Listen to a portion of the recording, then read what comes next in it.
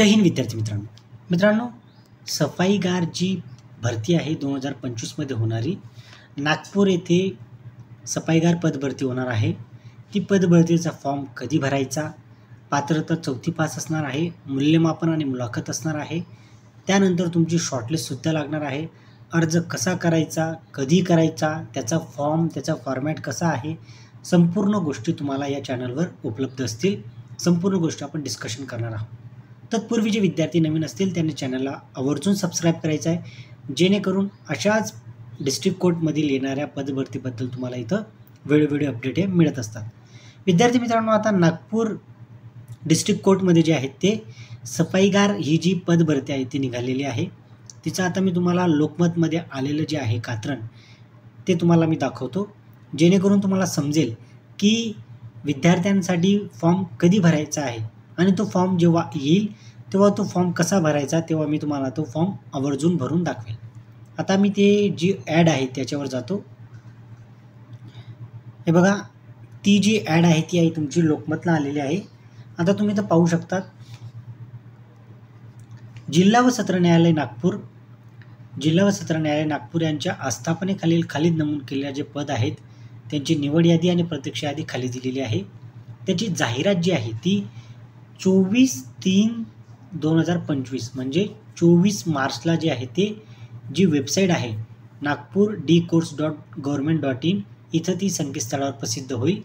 आज तुमची काय डेट आहे, तुमची आजची डेट काय आहे, 22 तारीख आहे आज, म्हणजे परवा.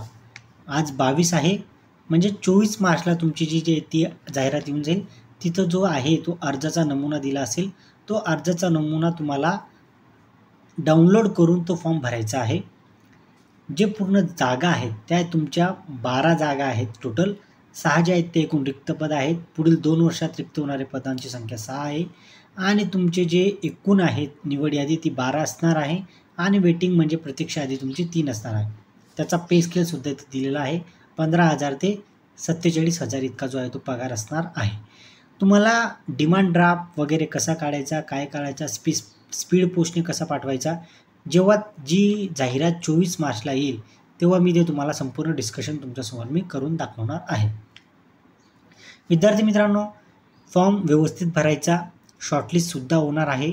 तेव्हा आपल्याला समजेल, जेव्हा डिटेलमध्ये जेव्हा डिस्ट्रिक्ट कोर्टच्या वेबसाईटवर जेव्हा डिटेलमध्ये ॲडव्हर्टाईज येईल तेव्हा आपल्याला समजेल. परंतु शॉर्टलिस्ट होऊ शकते असा माझा अंदाज आहे, म्हणून मी शॉर्टलिस्टसुद्धा होईल असं तुम्हाला इथं थंबनेलमध्ये टाकलेलं आहे. जागा तुम्हाला समजल्या आहेत, पात्रतासुद्धा तुम्हाला माहिती आहे. फॉर्म भरायचा कसा त्याचा मी 24 तारखेला तुम्हाला एक नवीन व्हिडिओ देईल. आत्ता फक्त एवढीच तुम्हाला अपडेट द्यायची होती. तुम्ही तुमचे डॉक्युमेंट व्यवस्थित तयार करून ठेवा, जेणेकरून जेव्हा पदभरती येईल तेव्हा तुम्हाला तो फॉर्म भरायचा आहे आणि स्पीड पोस्टने तो तुम्हाला पाठवायचा आहे. चला विद्यार्थ्यांनो, डिमांड ड्राफ्टसुद्धा काढायचा आहे. तो कसा काढायचा, काय काढायचा तेव्हा मी तुम्हाला 24 तारखेला डिस्कशन करेन. चला विद्यार्थ्यांनो, मी आता तुमची रजा घेतो. व्हिडिओ आवडला असेल तर आवर्जून लाईक करा. आणि जी पदभरती होती मुंबई कोर्टची ती रद्द झालेली आहे. मला अपेक्षित होतं की छत्रपती संभाजीनगर जे आहे तिथेसुद्धा पदभरती येणं अपेक्षित होतं, परंतु स्टेप बाय स्टेप येत आहे. प्रथम मुंबईला आली, ती रद्द झाली. आता नागपूरला आली, ती कंटिन्यू होईल. नंतर छत्रपती संभाजीनगरचा नंबर लागू शकतो. चला विद्यार्थ्यांनो, जेव्हा अपडेट येईल तेव्हा मी तुम्हाला ती डिस्कशन करेल. आता मी तुमची रजा घेतो. जय हिंद.